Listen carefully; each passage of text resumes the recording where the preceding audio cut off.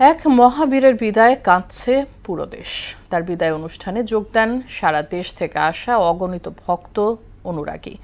নামাজের জানাজায় যোগ দেন প্রধান উপদেষ্টা সহ রাষ্ট্রের বিভিন্ন গুরুত্বপূর্ণ ব্যক্তি, বিভিন্ন রাজনৈতিক দলের নেতারা। জাতীয় সংসদের দক্ষিণ প্লাজায় আয়োজিত এই জানাজায় প্রধান উপদেষ্টা বলেন, হাদিস শিখিয়ে গেছে কিভাবে নির্বাচন করতে হয়, কিভাবে অন্যায়ের বিরুদ্ধে রুখে দাঁড়াতে হয়। হাদির দেখানো পথেই বাংলাদেশ হাঁটবে বলে মন্তব্য করেন তিনি। মফিউর রহমানের রিপোর্ট।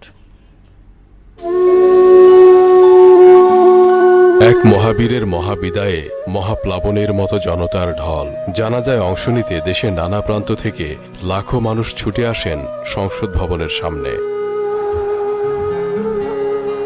শরীফ ওসমান হাদির জানাজা, প্রকৃতিও যেন শোকে কাতর। পৌষের কুয়াশা ভেদ করে তেজ ছড়াতে পারেনি সূর্য। জানাজায় অংশ নিতে আসা সর্বস্তরের মানুষ বলছেন, ওসমান হাদির এই ত্যাগ তারা বৃথা যেতে দেবেন না। হাদি ভাই আজকে রক্ত দিয়েছে, আমাদের এক করে দিয়ে গেছে, ধর্ম নির্বিশেষে আমরা সবাই এক হয়েছি। হাদি ভাইয়ের প্রতি সমর্থনের কারণে, ভালোবাসার কারণে আজকে আমি জানাজায় আসছি। মানুষের ভালোবাসা পেয়েছে, আকণ্ঠ ভালোবাসা পেয়েছে বিধায় সব মানুষ চলে এসেছে তার জানাজায়। জানাজায় অংশ নিতে আসেন বিভিন্ন রাজনৈতিক দলের নেতারাও। জোহরের নামাজের পর ওসমান হাদির মরদেহ নিয়ে আসা হয় দক্ষিণ প্লাজায়। এর কিছু পরেই আসেন প্রধান উপদেষ্টা।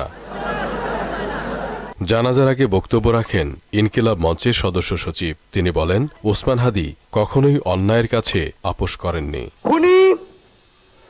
খুনের পরিকল্পনাকারী, খুনের সহায়তাকারী এবং পুরো খুনি চক্রকে বিচারের আওতায় নিয়ে আসতে হবে। পরে কথা বলেন প্রধান উপদেষ্টা। তিনি বলেন, ওসমান হাদি সারা দেশের মানুষের হৃদয়ে থাকবে। তার সাহস ধারণ করে এগিয়ে যাবে বাংলাদেশ। তার দেখানো পথেই নির্বাচনী প্রচারণা চালাবেন প্রার্থীরা।